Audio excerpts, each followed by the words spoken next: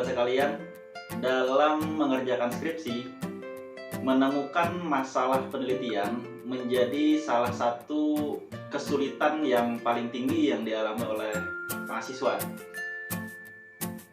Sebuah skripsi yang baik harus memiliki masalah yang jelas. Dengan masalah yang jelas, skripsi itu nantinya potensial untuk menjadi skripsi yang berkualitas. Begitu juga dengan judul yang baik bukan hanya judul yang bagus kata-katanya, tapi judul skripsi yang bagus adalah yang jelas masalahnya. Sehingga masalah dalam pembuatan skripsi adalah salah satu poin yang sangat penting yang harus kita pahami, dan ketika kita mengerjakan skripsi, masalahnya tentu harus ada.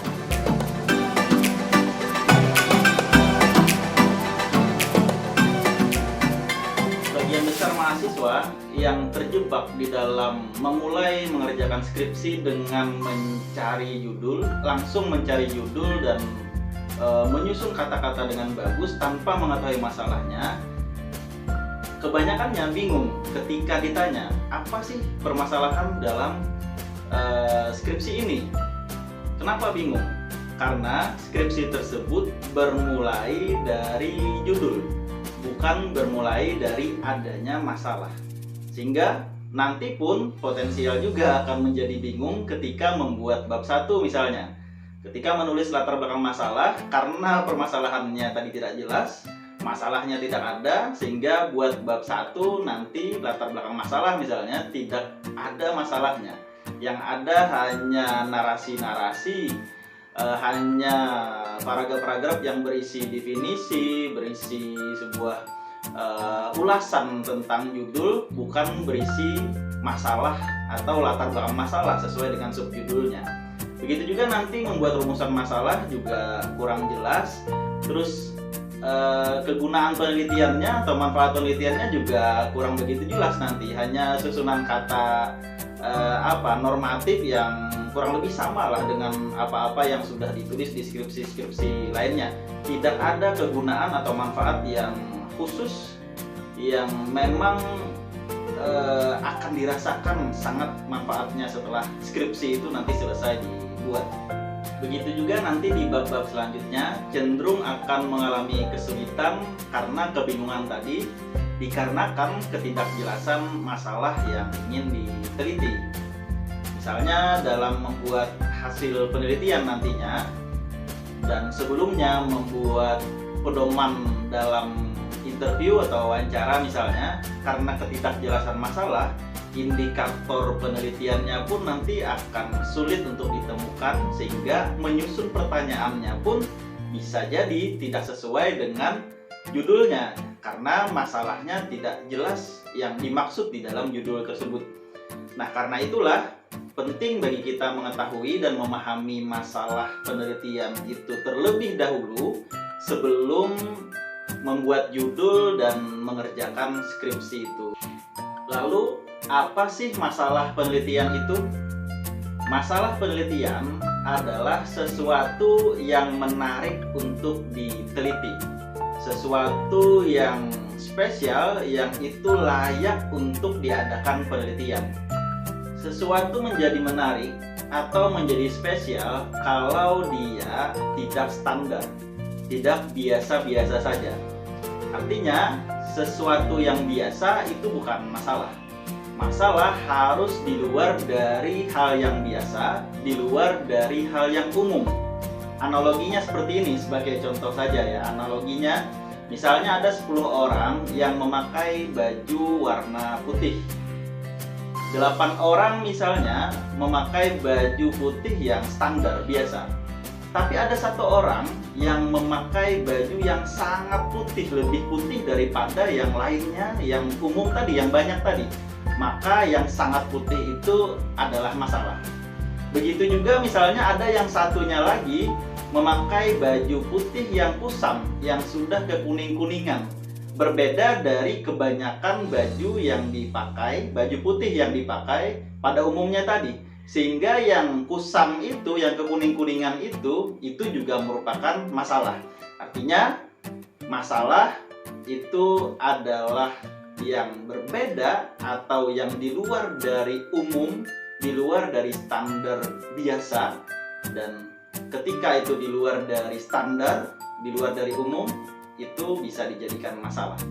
Analogi tadi kalau kita bawa ke dalam penelitian, misalnya penelitian dalam bidang pendidikan, ada di satu lokasi lembaga pendidikan, misalnya anggaplah madrasah atau sekolah, prestasi peserta didiknya misalnya standar, sama antar satu sekolah dengan sekolah yang lain.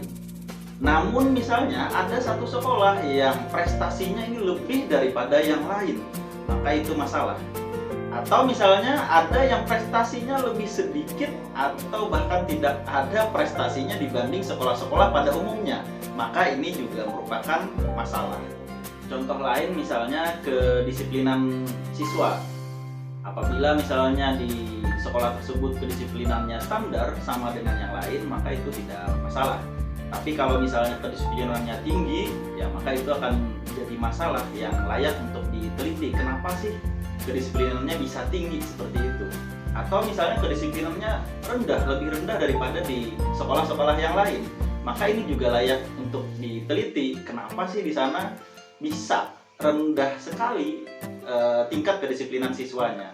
Contoh lain lagi misalnya kepemimpinan kepala sekolahnya, bagaimana manajemen di sekolah tersebut, atau misalnya administrasinya, bagian kesiswaannya misalnya, atau bagaimana kinerja dari humasnya ya, dan lain sebagainya.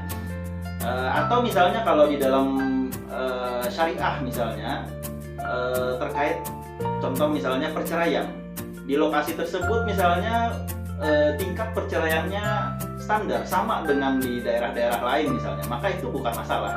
Tapi kalau misalnya tingkat perceraiannya di sana tinggi, lebih tinggi daripada di daerah-daerah yang lain, maka itu layak untuk diteliti. Nah, karena itu adalah sesuatu yang spesial ya, maksudnya lebih daripada kebiasaan atau pada umumnya, maka itu bisa dijadikan masalah. Atau misalnya tingkat perceraian di sana sangat rendah, bahkan tidak ada terjadi perceraian misalnya, berbeda dengan di daerah-daerah yang lain yang masih ada perceraian misalnya, maka itu juga layak untuk diangkat sebagai sebuah masalah dalam penelitian. Begitu juga misalnya pernikahan dini misalnya, dan lain sebagainya.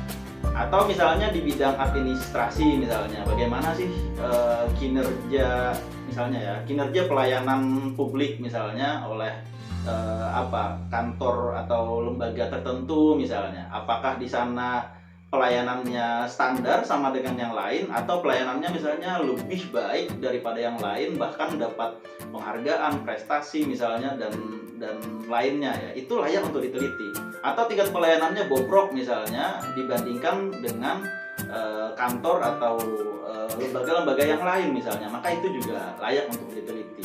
Sehingga masalah itu yang di luar dari umumnya atau standar, bisa dia lebih sebagai suatu kebaikan, itu dinamakan masalah positif ya. Bisa juga dia rendah sebagai satu kelemahan atau keburukan, maka itu adalah masalah negatif ya. Sehingga masalah itu yang penting tidak sama atau standar lah, seperti itu, tidak standar sebagaimana yang ada pada umumnya, dan itulah yang bisa dijadikan masalah di dalam penelitian.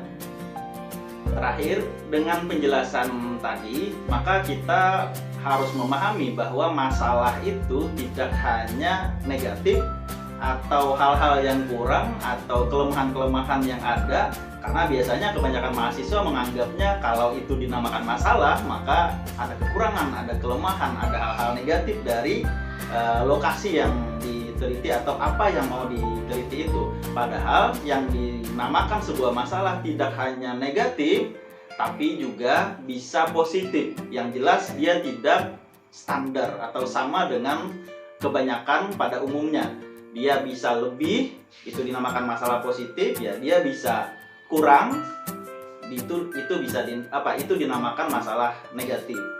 Baik, nah setelah memahami apa itu masalah penelitian, baru membuat judul ya. Jadi jangan sampai terjebak dengan mencari judul lebih dulu tanpa tahu masalahnya apa.